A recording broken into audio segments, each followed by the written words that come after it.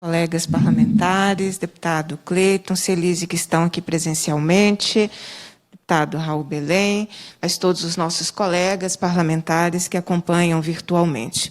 Eu quero deixar um forte abraço aos meus colegas dirigentes sindicais e dizer da importância da escuta.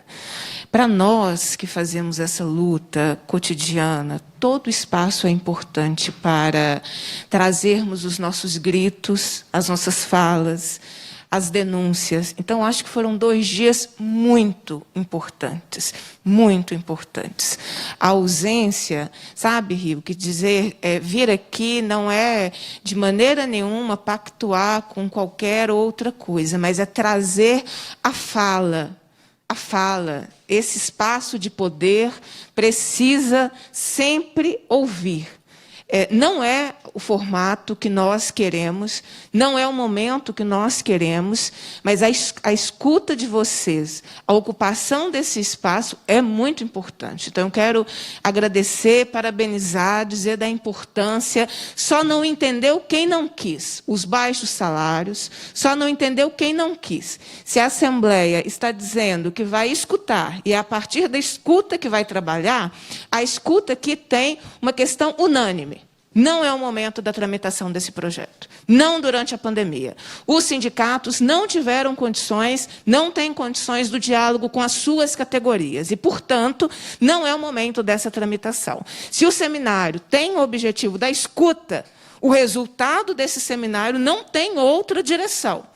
Senão, a tramitação não pode acontecer de forma paralela à pandemia. Isso está muito claro, muito explícito, é a importância da fala de cada um e de cada uma.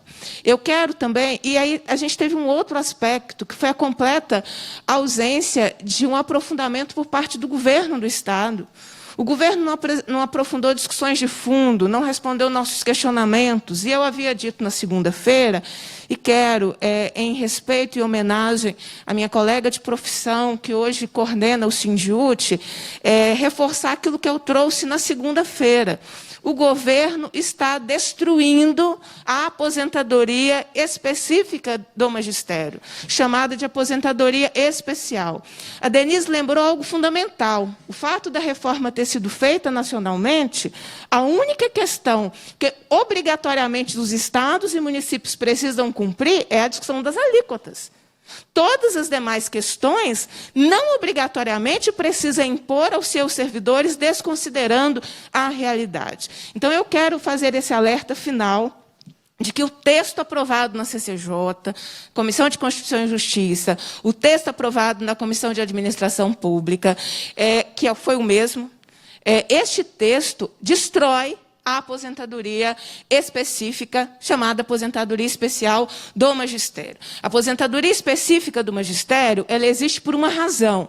É o reconhecimento da sociedade na redemocratização do país, porque veio na Constituição de 1988, dizendo, olha, esta é uma profissão tal, que acumula um desgaste físico e emocional, e que, portanto, a sociedade reconhece esse desgaste e este reconhecimento vai transformar numa aposentadoria específica que tem uma redução de 5 anos e tem a integralidade dos seus vencimentos. O governo destrói a aposentadoria específica quando, primeiro, os 25 anos farão com que a professora perca 57% do seu salário.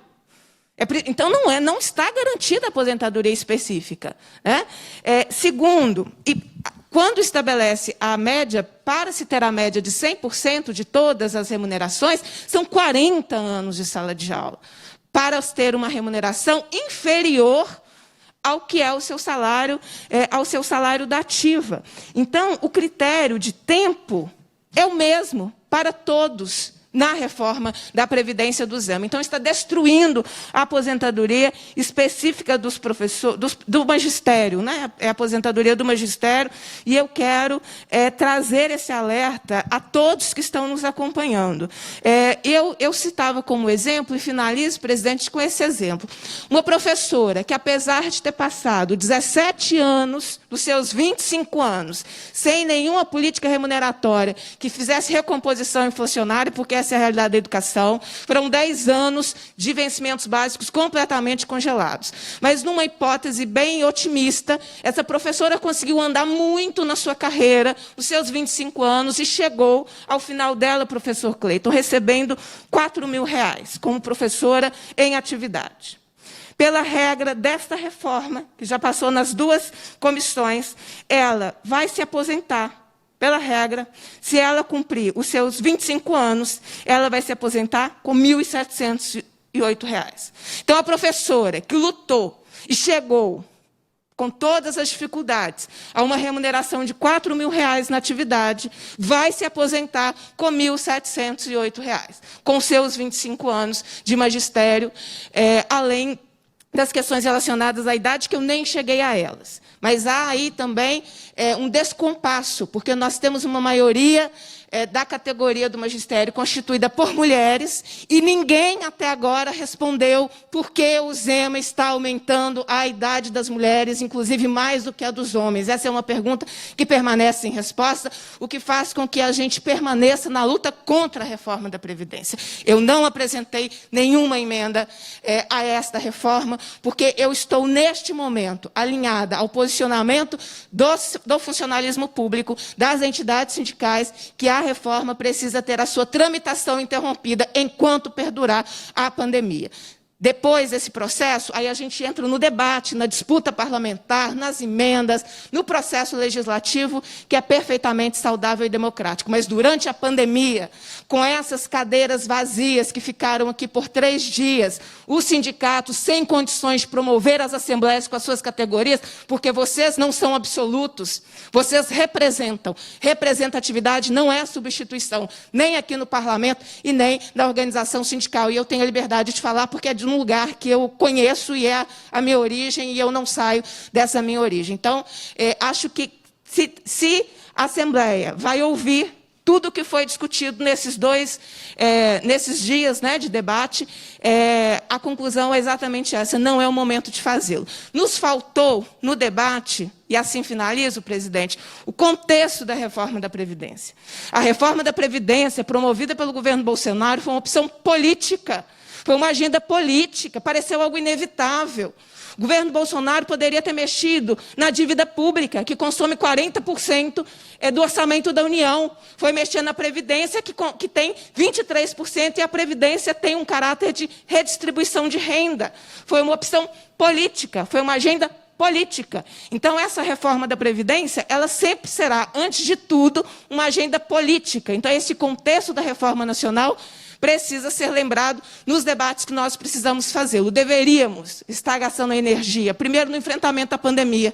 As pessoas estão me perguntando várias questões. O Carlos, ontem, da Asteng, trouxe um relato que foi um tapa na cara de todos nós, de como os profissionais da saúde estão morrendo, estão sendo contaminados, estão enfrentando essa pandemia, e eles, enquanto fazem isso, o governo quer lhes retirar direitos básicos em relação à aposentadoria. O momento primeiro, acho que era esse, de cuidar da vida das pessoas. E o segundo momento era um debate em profundidade de uma reforma tributária. O governo está fazendo as avessas, está usando a reforma da Previdência para tirar do salário do servidor para promover uma reforma tributária, as avessas, mantendo a Localiza, pagando menos impostos, mantendo os benefícios e as isenções fiscais, como sempre foram feitos. Então, está completamente invertido o processo, porque está retirando dos mais pobres.